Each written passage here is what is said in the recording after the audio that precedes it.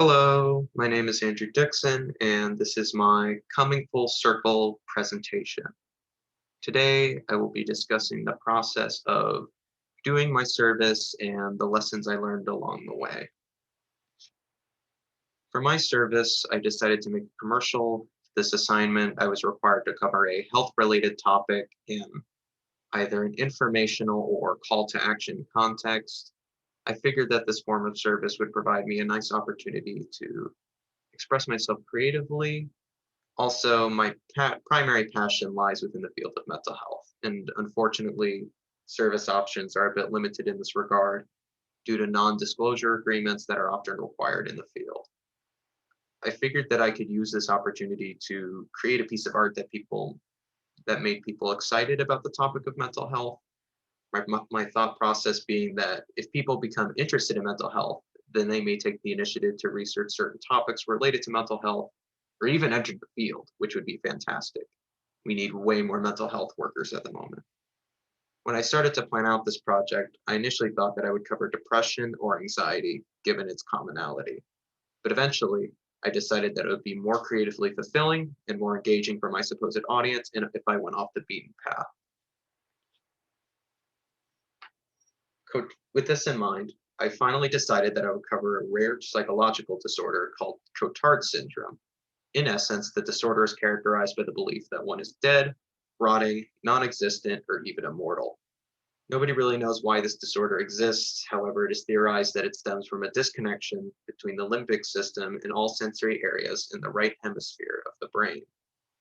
Before starting this project, I initially believed that the belief that one was dead could be considered a symptom of psychosis. I had no idea that there was an entire disorder for this particular delusion.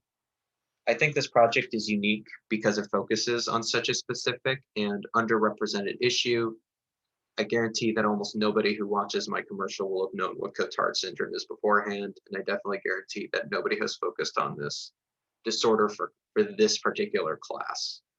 Despite the lack of discussion surrounding Cotard syndrome, I hope that people always remember the facts presented after watching my video. I don't think my commercial is perfect by any means. I wish I could do some reshoots, and I definitely wish I could have done better in terms of the audio. Next time I'm going to plan out the shots more thoroughly, but I think for a first attempt, it came out okay. Overall, I really enjoyed making this commercial. It provided a nice avenue for me to experiment with different animation styles. Briefly, I want to cover how the animation was done and what the process of making the film was like. After getting all the necessary research on Cotard syndrome, I started planning out the first piece of animation, which is this 2D segment that you see before you. I didn't actually make this 2D animated sequence. I did oversee the process and give direction, but the actual animating was done by my amazing girlfriend, Nori. She's a very talented artist, and the moment she created is easily the best one in the whole film. It's animated completely traditionally. She had to draw every single frame, and she did a lovely job. Most of the work time I dedicated to making the piece was put towards creating puppets and animating the stop motion sequences. The brains were made of a tinfoil base. I made little clay noodles and wrapped them around the tinfoil until I captured the look of the brain's many folds. It took about 5 hours because I had no clue what I was doing. I initially tried to carve in the folds, but that just didn't work. Eventually, after watching some YouTube videos, I found that the noodle method worked much better. The scientist puppet on the right was made with a wire armature that took about 2 hours to make. I made the head out of tinfoil, which I wrapped in clay and baked at low oven temperatures. There's actually no clay underneath the scientist's clothes, however. I actually wrapped the wire skeleton in cotton balls and gauze, which made it lighter and much easier to move. And yes, I did make the clothes myself. I just took the puppet's measurements and cut out some fabric and then sewed the pieces together. There were many points during the animating process that were frustrating, to say the least.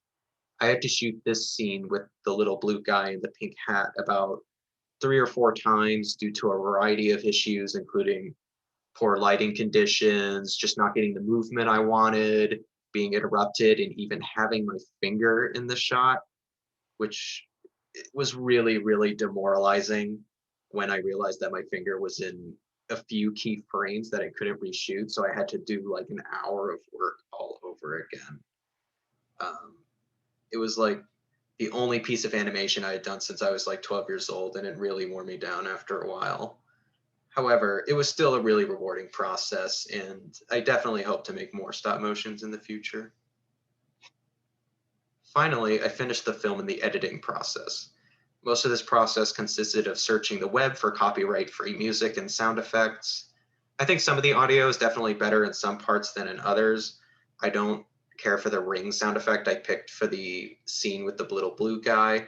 However, I was really surprised to find most of the audio that I needed, and I was really happy that I was able to do so.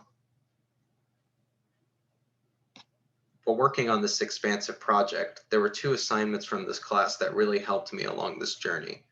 Those being the discussion board on a single person's impact and the service learning action posts. The single person's impact discussion was really inspiring and a great reminder of how every person has the capacity to make a positive change in their community. This definitely kept me motivated during the more tedious moments of the filmmaking process. The service learning action posts were also really helpful in this regard. Not only have I gotten a lot of support from fellow students, but seeing everybody else hard at work on their projects and such was incredibly motivating. It made me feel a sense of community with my fellow peers. This extra confidence really helped me with my project. I guess if I were forced to select a lesson that wasn't helpful, I might pick the week focused on homelessness and the poverty line. Don't get me wrong, it was very enlightening and engaging. However, I don't feel it was particularly applicable to my service project specifically. Overall, this has been a very fulfilling experience for me, but now we must ask ourselves, what did we learn? What has been obtained? What wisdom have we developed since beginning this journey? Well, firstly, I learned that I do have the capacity to make animations that aren't atrocious. I've always been afraid to start making films because I always thought they would be complete trash. However, I now know that at least a small bit of potential to fulfill my dreams does exist, and I'm really happy about it, and I think it's easily the best thing I've ever made. In terms of community, I learned that one's peers can be the greatest form of support. I honestly cannot understate how everyone's lovely comments under my service learning action post really helped me complete this commercial, and I hope to give back a similar level of support to the people I meet in the future. I haven't had any particularly big beliefs or opinions change in particular through the process. However, I have emerged with a bit more confidence. I think the important lesson I've learned from all this is the importance of determination. There were many times I had to reshoot hours of footage because stop motion is tedious and takes a really long time. So even if things look bleak, even if your animation is unsatisfactory, even if you spend 3 hours shooting something only to realize your finger was in the shot, so you have to do it all over again, never give up, never surrender. Life will kick you down, but don't let it win. But more than anything, I'm just proud that I made something. Once again, it's definitely the best thing I've ever made. I think the aspect I'm least proud of is, again, the audio. I definitely think I could have done a better job on that aspect. There were a couple sound effects I wish I could have found that better fit, and I kind of wish I was able to compose my own music. I had to use copyright-free Kevin MacLeod music because that's all I had time to do. But I think if I could do it again, I would maybe use different music. And I also think I would reshoot a couple of the scenes. I think there were about one or two clips where the lighting was really faded, and I think a harsher, more direct light would have made it more visually dynamic. But other than that, I'm actually really, really proud of the commercial. If you all want to get involved, please do some psych research on your own. Get informed on some of the basics. And if you really, really want to take that extra step, I recommend taking an intro to psych course. That would be great, honestly. I think it's a gen ed requirement anyway. But if you don't want to go through the rabbit hole of all this information, the best thing you can do is just be supportive to those that need it.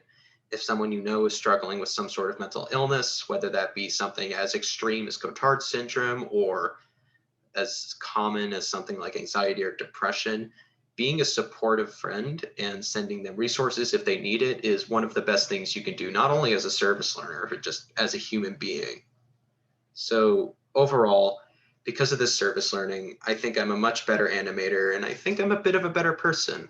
I think I've developed a bit of wisdom, a better appreciation of my community, and more confidence for the future. And I hope to take that not only into future projects I may create, but also into my career and just my general life. And I suppose that's all. Thank you very much.